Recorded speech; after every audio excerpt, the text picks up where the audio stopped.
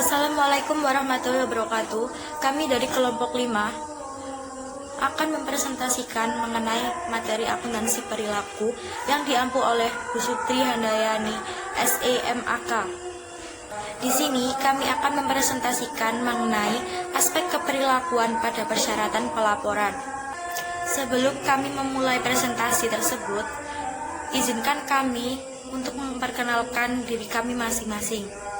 Nama saya Siti Maria Ulfa, NIM 0719100044. Nama saya Latifah Nurwulandari, NIM 0719100031. Perkenalkan, nama saya Putri Satri Purvasari. Perkenalkan, nama saya Vindi Harisma Zulfi dengan NIM 0719100047.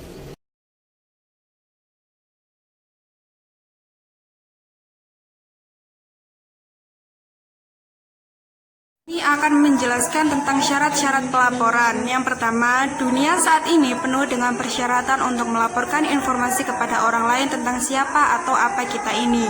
Bagaimana kita menjalani hidup kita, bagaimana kita mengerjakan pekerjaan kita, bagaimana keadaan dari orang dan benda untuk mana kita bertanggung jawab, dan seterusnya.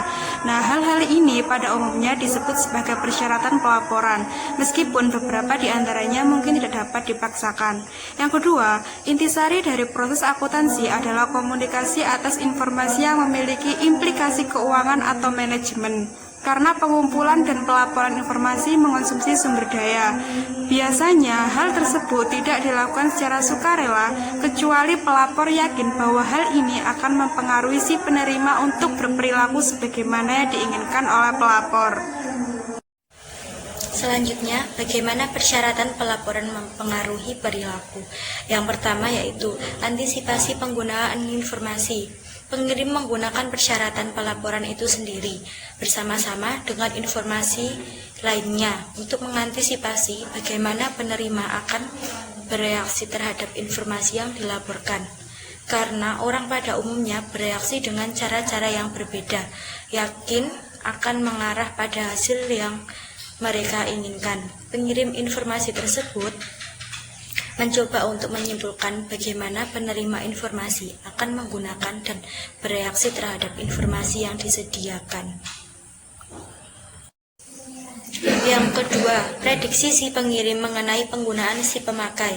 Kadangkala, seorang merasa pasti mengenai bagaimana penerima akan menggunakan informasi, sementara pada waktu-waktu lain seorang tidak merasa mengenai bagaimana informasi tersebut digunakan.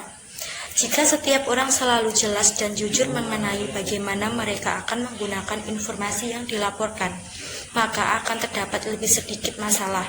Tetapi, masih ada kemungkinan bahwa informasi tersebut akan digunakan dalam cara yang tidak dimaksudkan ketika pertama kali informasi tersebut diterima. Mana persyaratan pelaporan mempengaruhi perilaku, insentif atau sanksi kekuatan dan sifat dari kekuasaan penerima terhadap pengirim adalah penentu yang penting mengenai seberapa besar kemungkinan bahwa si pengirim akan mengubah perilakunya. Semakin besar potensi yang ada bagi si penerima untuk memberikan penghargaan atau sanksi kepada si pengirim, semakin hati-hati si pengirim akan bertindak dalam memastikan bahwa informasi yang dilaporkan dapat diterima oleh si penerima. Bagaimana persyaratan laporan mempengaruhi perilaku penentu waktu adalah faktor penting dalam menentukan apakah persyaratan pelaporan akan menyebabkan perubahan dalam perilaku pengirim atau tidak. Upaya persyaratan pelaporan dapat menyebabkan pengirim mengubah perilakunya. Ia harus mengetahui persyaratan pelaporan tersebut sebelum ia bertindak. Jika persyaratan pelaporan hanya terjadi setelah pengirim telah bertindak, maka tidak ada peluang untuk mengubah perilaku masa lalu. 5. Strategi respon iteratif. Ketika suatu pernyataan pelaporan baru dikenakan, strategi yang paling murah adalah terus berperilaku seperti biasa, melaporkan sejujurnya perilaku tersebut, dan menunggu respon dari penerima. Jika tidak ada respon, maka strategi tersebut dapat diteruskan.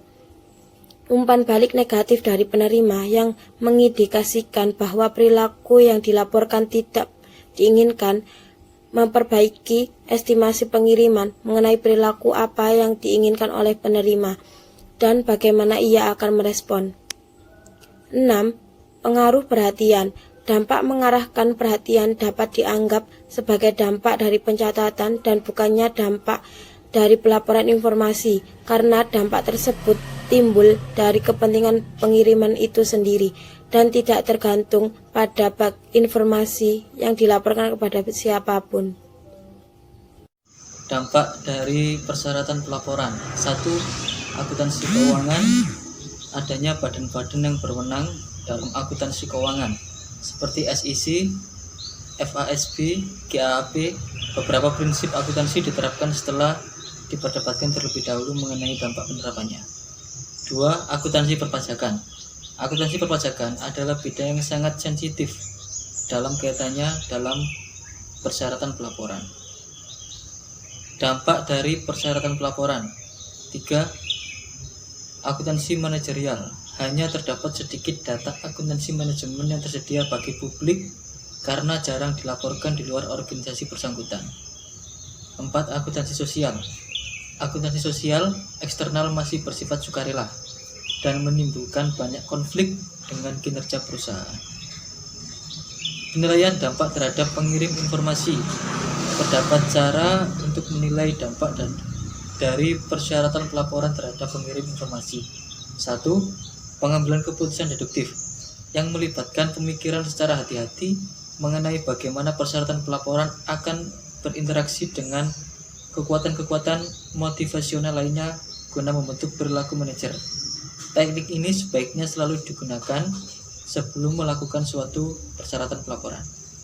2. Dengan menanyakan kepada para pelapor mengenai perilaku mereka. Suatu cara formal untuk melakukan hal ini adalah dengan survei yang dapat terdiri atas pertanyaan sempit dengan kemungkinan tanggapan yang ditentukan atau atas pertanyaan sempit dengan kemungkinan jawaban yang terbuka atau atas gabungan dari keduanya. Terima kasih, itu tadi presentasi dari saya. Wassalamualaikum warahmatullahi wabarakatuh.